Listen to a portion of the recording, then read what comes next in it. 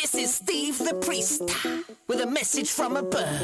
The big man came down from the mountain, and he told me to tell you that this show is not for kids. The wrestling is real, the bleeding is real, the burns are real, the disappointment is real, and the politics is real.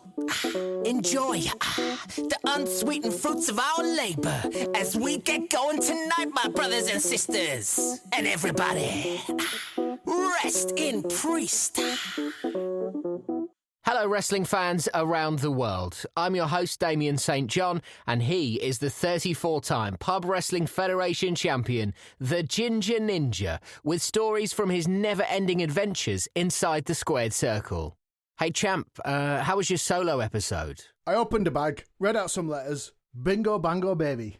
Because somebody texted me to say that you were crying. I was demonstrating my range. In case Hollywood come calling. Hey, Trouble in Clitheroe has got the potential to become a blockbuster. No, it's got the potential to go straight to blockbuster. Yeah, very funny. Well, for your information, a famous film director is a fan. Sorry, a what? A film director is the brother of my cousin's cousin's dad. So he's your uncle, basically. How do you know the Antrim Annihilator? Champ, you wrestled for the majority of your career as the Ginger Ninja, but when you started out as a skinny teenager with spiky hair and stubble drawn on with your mum's eyeliner, you were called something totally different. Nigel Franklin. Which doesn't exactly strike fear into the hearts of anyone. You've never met Lewis Brown. Who's Lewis Brown? He used to kick me up the arse at school. Kids can be so cruel. He was a deputy headmaster. That's bullying. Yeah, but I got my own back. What did you do? I shit in his pond. Huh? Well, one of my best ever. I don't even know where to begin with that. You eat loads, drink loads, and then squeeze. Right, well, I bet he never kicked you again. No, he broke both his legs scooping out my brown alligator. Nobody do poos in ponds, all right? Especially if they contain fish. My only regret is that it killed his prize carp. Ah, roll the ident. And you can ride the champ all night long.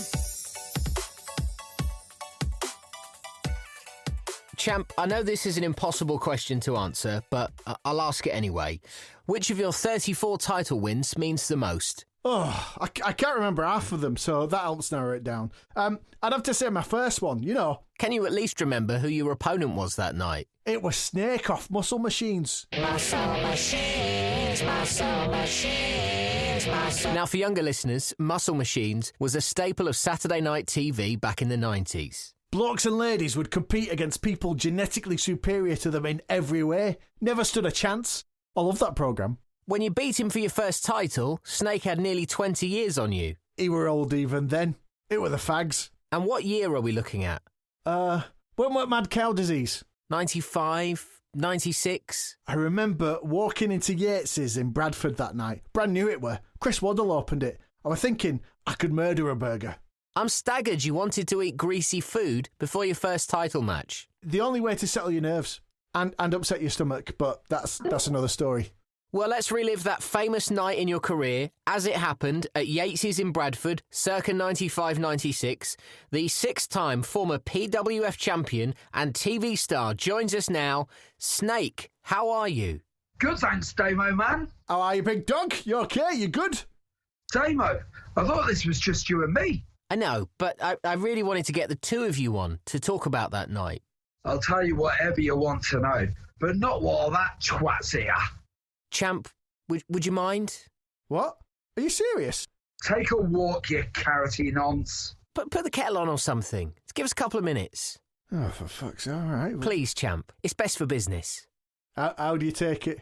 Milk, strong, sweetener. No, I meant my foot up your ass. Get out. And shut the door. I can see your shadow on the wall. Snake, I'm really sorry about that. You started off on Muscle Machines, then came to the PWF, but you weren't in it for long. Muscle Machines was huge, like me. Proper gun show. But when they found out about my moonlighting, let's just say they lost their shit. And you had to leave? Right. But I wanted to go out on a high, and they don't let you do poppers in the ring. I wanted to drop the belt to someone decent, someone experienced, not some salad on legs. You're still bitter about it, aren't you? Of that weedy little dick with no heat, no muscles, no facial hair. It was a fucking insult. But, I mean, come on, in the wrestling world, no matter what, you're supposed to pass the heat on to whoever beat you. Heat? I wanted to torch the little shit. We're still going. We haven't finished. Sorry, didn't want your tea to get cold. No, it's fine. He's saying nice things about you. Snake, any other reasons for leaving the PWF? How long have you got? About a minute, actually. Well, the PWF were paying me in food. What do you mean? When takings were down, which were most weeks, we get paid in tinned meat. That is gross. Don't get me wrong, I look back on my time with the PWF fondly. Well, I mean, after all of that, that's good to hear. I'm fond of it being over, and I'm fond of not having to work with the ninja whinger. Muscle Machines is one of those shows that people still talk about to this day. At 57, Snake, could you still tackle the course? Definitely. I could do it with both legs tied behind my back. In fact, chop all my limbs off right now, and we'll do it. You and me in a mortgage versus mortgage match. Never mind the travel later. You'll need a chairlift. How did you... I'm a ninja. He came through back door. I've still got it. I tell you, not only have I still got it, but I've got more of it than ever before. Come on! Thank you for giving up just a few minutes of your day to join us on Wrestling with a Champ. That is Snake, the 6-time PWF champion and former star of Muscle Machines. Bet316 sponsors this podcast. Bet and play during your favourite pub wrestling events. No sells, OTT sells, finishers, mic fails, power cuts, number of dogs in the crowd, audible farts.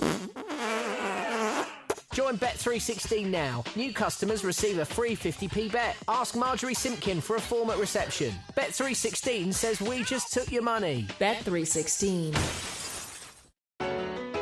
You're wrestling with the champ. No, I don't think so. May 1997. Digbeth School fate. Champ, you wrestled in terrible circumstances to win your second PWF championship. What happened? Me dog died. I bet that was bittersweet. No, that was Bruno. Champ, can I ask, how did your dog die? Natural causes. Yeah, I do sort of think that's the best way to go. Hey, I were in a band once called Natural Causes. I didn't know that. Were you and Natural Causes popular? Died every night. Hey, can you play some of our stuff? You'll do anything for royalties. I will. Literally anything. Well, hopefully you'll have a better relationship with our next guest, the man you beat to win your sophomore title. Please welcome Man of Few Words. Hello. Man of Few Words, thank you for being on Wrestling with the Champ. Okay. Wow. You're really intimidating. I know. He's good, isn't he? Yes. You should hear him on the phone to cold callers. Man of Few Words, tell me how you'd sum up your 1997 title match with the Champ. Tricky. Champ, you might have to do a bit of the heavy lifting here. I can't. Ooh, me back. Oh, ow. I felt a twinge. Oh. No, it's just an expression. Help me fill in some of the blanks. It's like getting blood out of a stone. To be fair, he's doing about as much work here as he did in the ring that day. Right, well, tell me more. And if you can, in as many words as possible. The title match is always the last on the bill. But by the time they got to ours, all the other matches had run over. We had to get the job done and the van packed up before the PTA judged the funniest vegetable contest. That's a very unique problem. I tell you something, there's no bigger dent to your ego than when you're upstaged by a seductive turnip. And how long did you have for your match? 67 seconds. What, from start to finish? I got 67 seconds to go. I mean, that's... Impossible. But I love a challenge. So what did you do? How did you make it happen? It was never going to be a wrestling match for the aficionados. Straight away I had to scrap my plan to ride in on a donkey. Absolutely, yeah, animal welfare is paramount. No, I got vertigo when I climbed on. Oh, I mean, on a donkey, you're no higher up off the ground than you were standing up. It's one of the many things I can't explain. True. Anyway, scrapping that ass shaved off a good 5 minutes. And there's so much padding in wrestling, isn't there? So you're both in the ring with 1 minute and 7 seconds to complete an entire match. Not just any match, a title match. How do you get that done?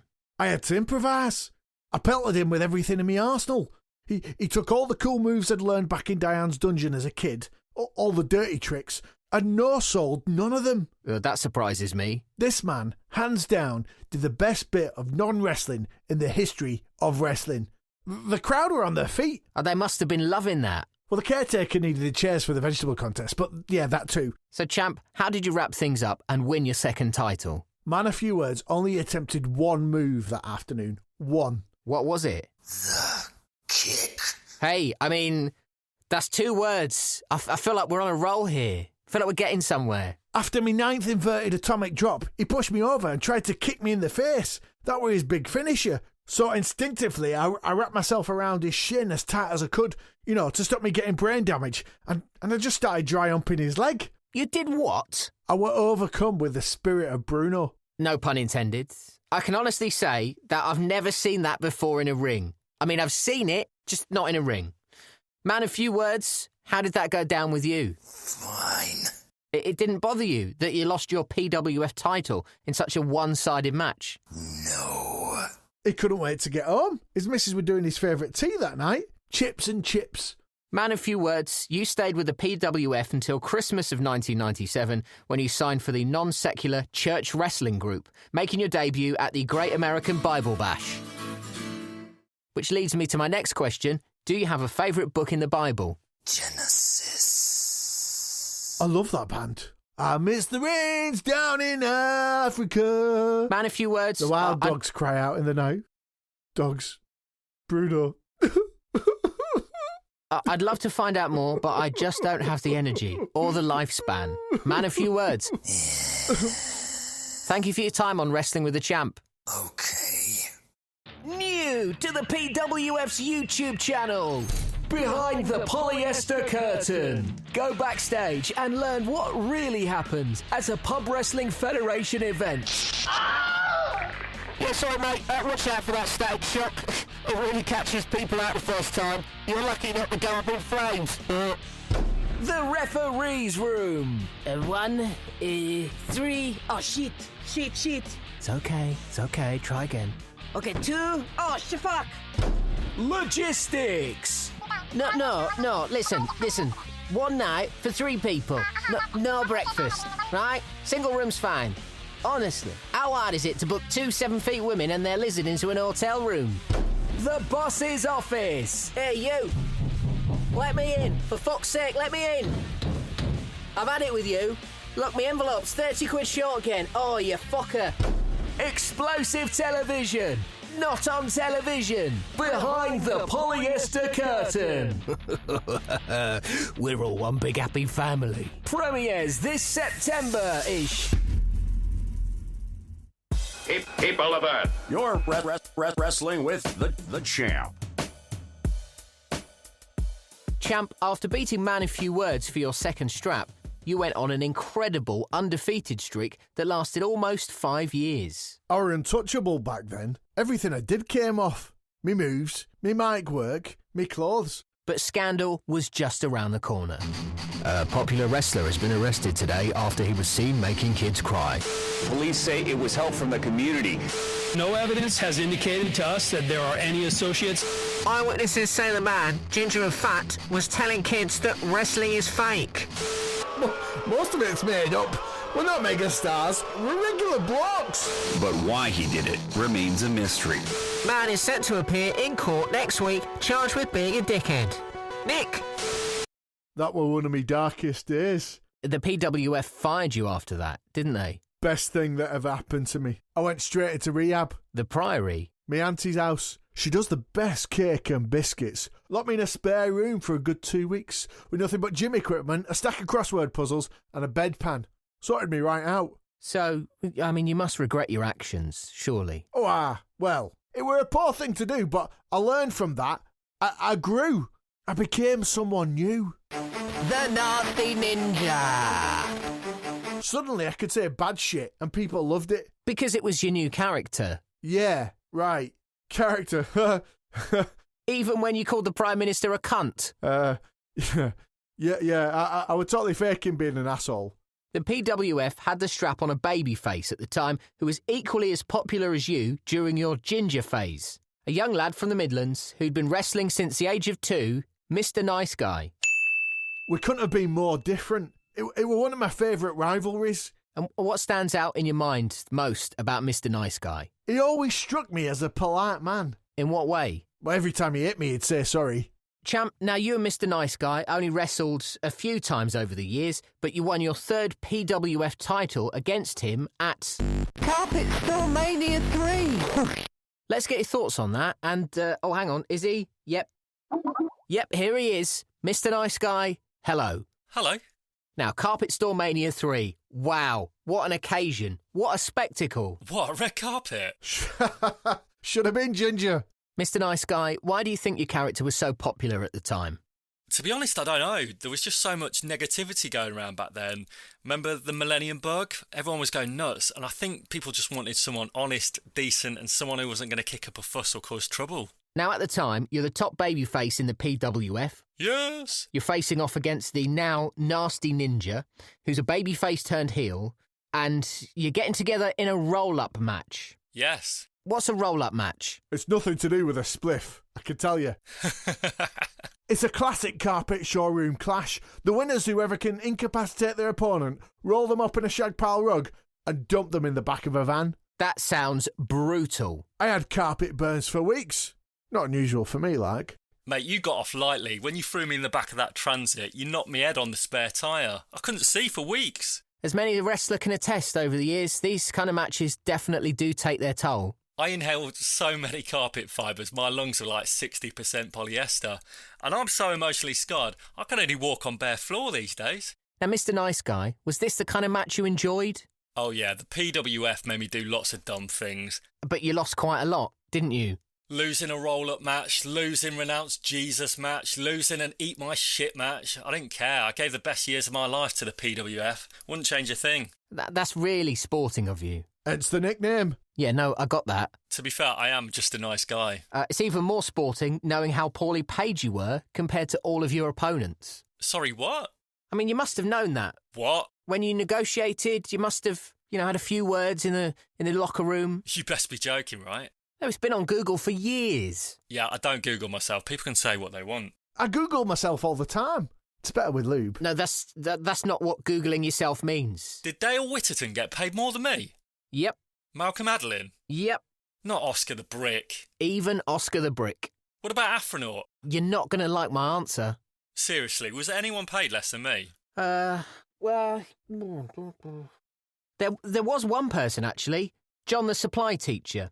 One half of the part-time tag team, the Caucasian Equation. But he got 5% from all branded calculator sales, so not really. Oh, for fuck's sake. I nearly gave 20 years to that fucking company, and for what?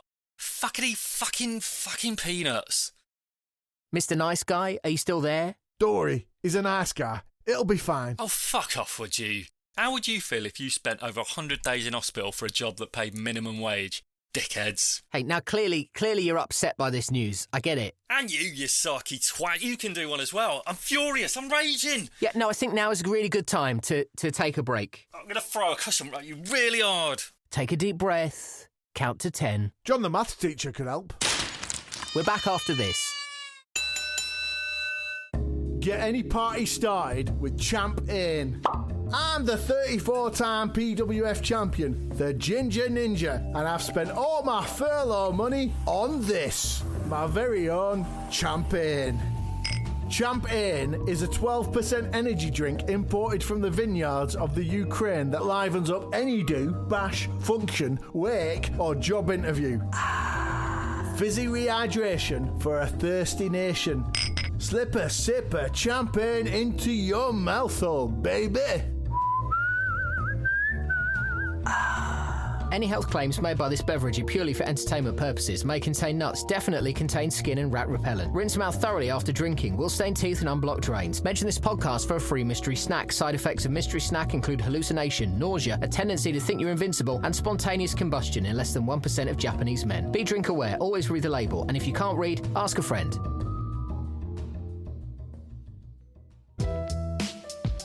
Wrestling with the Champ.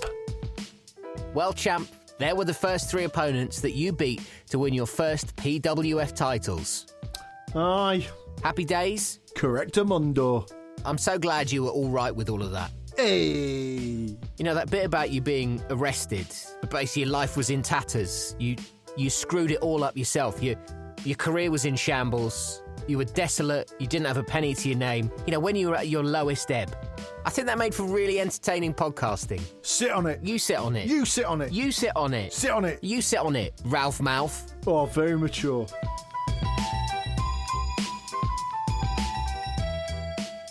Wrestling with a Champ was created by Damien St John.